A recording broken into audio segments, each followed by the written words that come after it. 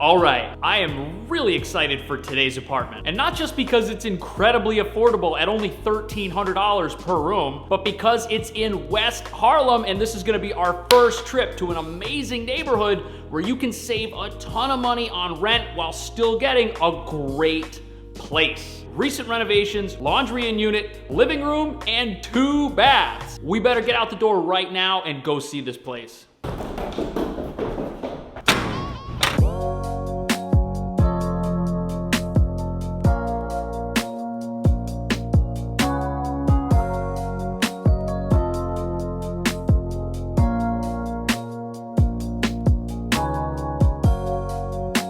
All right, we're up here in Harlem, and this neighborhood is one of New York City's best kept secrets if you're in the market for a new apartment. And the reason for that is because the stuff you're gonna find up here absolutely destroys comparable apartments in lower Manhattan that might be around the same price. And compared to downtown Manhattan or midtown Manhattan, this is a quiet residential neighborhood. The atmosphere up here is a lot different than it is downtown. You don't have tourist attractions, you don't have crazy clubs, wild bars. You have local businesses, local restaurants that are awesome, but you don't have the tourist trappy stuff that brings in a crowd that might just be here visiting. And that gives this a much more peaceful and calm demeanor as far as neighborhoods go. And you know, just because we're uptown doesn't mean this is a neighborhood without anything going on. You can go to local cafes and shops that you can't find anywhere else. And we're really close to Riverside Park. So if you want to get out to the water, you want to stretch your legs, go for a jog, get some sun, you can do all that from right here.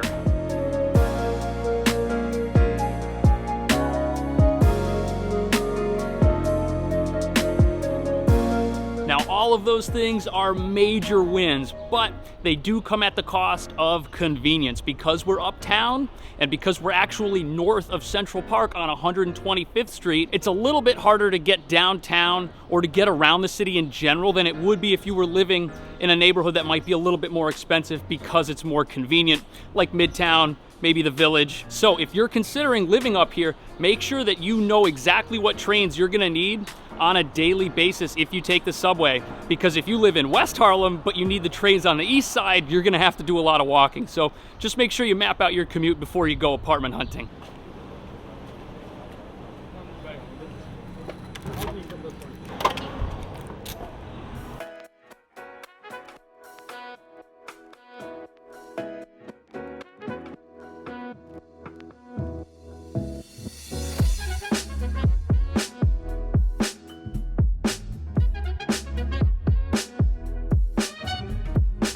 This is way better than anything you're gonna get downtown. All the renovations here are recent, and there's even laundry in the apartment. That's awesome. I'm a really big fan of the layout here because right after you enter through the front door, there's a small coat closet right here off to the side. And since there's some room here in the entryway, you could mount some hooks or something on the wall here to kind of give yourself a little extra storage space. But after that, this apartment really gets going because you walk right into this amazing living space, which is combined with the kitchen.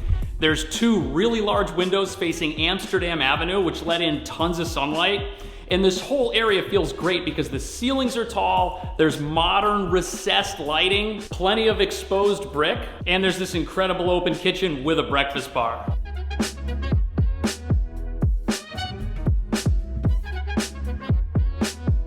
Now this room's not a perfect square, but there's still a good amount of space in here for you to work with. It's 13 feet 8 inches by 10 feet in the center. And if you want to have a really large couch, the best place for that is probably going to be against where these windows are. But if you get something a little bit smaller, the corner over here by the breakfast bar, or this wall here that has exposed brick on it would be good options for something that's not as large as a full-size sofa. But no matter what size couch you get, if you put it in the right place, you're also going to have room for an entertainment center and a coffee table, no problem. But you might not need a coffee table because this breakfast bar right here is 8 feet 9 inches long, and that's a ton of space. You could put some stools against this and really make the most out of this nice open layout. And the benefit of having the kitchen and the living room in the same room with separation like this is anyone who's in the kitchen can see what's going on over here, and that just makes this entire room a great place for hanging out with friends, entertaining guests, because everyone can kind of be in the same area hanging out,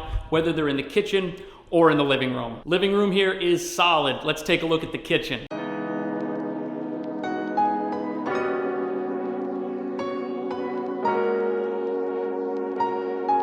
Now, because we've got this big breakfast bar, this kitchen, it's got excellent counter space. Look at how much space this is. And that's good because you've got a full-size stove, a large microwave, a wine fridge, and there's even a dishwasher hidden right here. Storage space in this kitchen's also phenomenal. These cabinets go up pretty high, and I'd probably need a small ladder if I were gonna get up here. And there's also cabinets on both sides of the breakfast bar, so plenty of storage space. Even if you don't use it all, it's better to have it than not to have it. And there's even some little cabinets right above where the washer and dryer are. This would be perfect for soap and things that you might use with the laundry. And even if you don't use all of the other storage that's here, having it is way better than not having it. This is a great kitchen. Everything in here is full size and easy to get to. And with all this counter space and this breakfast bar, anyone who's hanging out over here in the living room can easily see what's going on in the kitchen, and you can do the same. So if you're entertaining guests, if you're making anything here, just slide it across the breakfast bar and it's good to go. Now, what I think the coolest thing about this 2-bedroom is that it has 2 full bathrooms. So that means you and your roommate don't have to share a bathroom with each other because you each get your own. And both bathrooms are right here through this little hallway. Let's get in here and check out this room.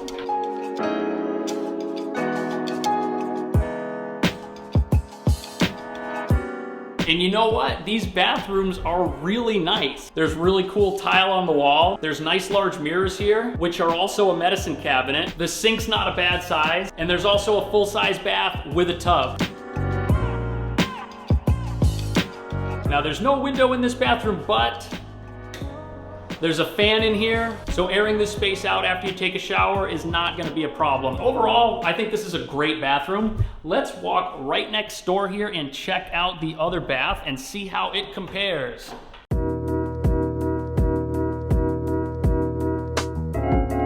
This bathroom's a little bit smaller than the one that we were just looking at, but it's still got everything it needs to be functional. There's a large mirror with a vanity light above it as well. Let's see, is this a medicine cabinet? Yes, it is, and there's also mirrors inside the medicine cabinet. That's kind of cool. Now, instead of a bathtub, we've got a standing shower, but this has a full glass door attached to it. And even though it's not that big, it's great for one person. And if this was your own private bathroom, I think that this would be more than acceptable. And who doesn't want to have their own private bathroom? I think that at the end of the day, this is a big win.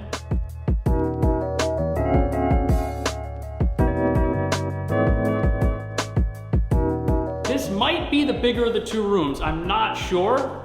Let's measure it and find out how big it is and see what we've got here. It's 11 feet 9 inches by 9 feet 1 inch. And with this much space, setting up this room however you want would be super easy. I mean, just look at this. You could get a queen size bed in here and a desk and a dresser if you wanted. And the storage space in here is pretty good too. It doesn't have 2 closets, it only has 1. On this side, there's 2 spots for you to hang stuff. There's an upper level and a lower level. But if you slide the doors over, this side has shelves, and that gives you a lot of flexibility. Now, if this isn't quite enough storage space for you because the rest of this room is such a good size, it would be easy to get in a dresser or a standing closet like I mentioned. No matter where you put your bed, you could put your bed in this corner and have room for a dresser over by the windows and vice versa. So you have a lot of options in here, and overall this room is an excellent size. First bedroom's pretty good. Let's head through the kitchen here and check out the second room. Here we are. This room's really bright as well. I like this. It's 8 feet 3 inches by 10 feet 3 inches in the center. The room has a slight taper. Now, even though this room's not a perfect square, it still wouldn't be that tough to set up because it's not a bad size considering the price range. And with all this sunlight coming in, this room is not gonna feel dark and depressing at all. So many bedrooms have like just 1 window and a lousy view. But here we're getting tons of sunlight and we're facing the street, which is much more exciting than having a window that faces a brick wall. Let me know in the comments how you would set this room up, but I think it's probably best to put the bed lengthwise, kind of in the center of the room with the head in the corner here. And you could even tilt it slightly to kind of go with the room's taper, and that would give you easy access to the really large closets that are in this room. And these are great. There's 2 levels for you to hang things up. There's a top level here with a bar and some shelf space. And at the bottom here, there's the exact same thing. Whatever you want to hang up or fold, you can easily put in here. And because these are on sliding doors, it's really easy to access both sides of both closets. I am seriously impressed. This is actually my first time in this building. I've never been here before, and this apartment is incredibly well priced for what it offers. You've got a big living room and 2 bathrooms, and that's fantastic, and that makes this a really comfortable apartment, much more comfortable and easy to live in than anything downtown, especially at this price point. If you want to rent this apartment, let me know. My contact information's right here. And if you have a New York City apartment and you want to have it featured right here on my YouTube channel, reach out to me and we'll set up a tour of your place. I do a couple apartment tours just like this every single week. You can catch anything you've missed in this playlist right here, and I'll see you in the next video.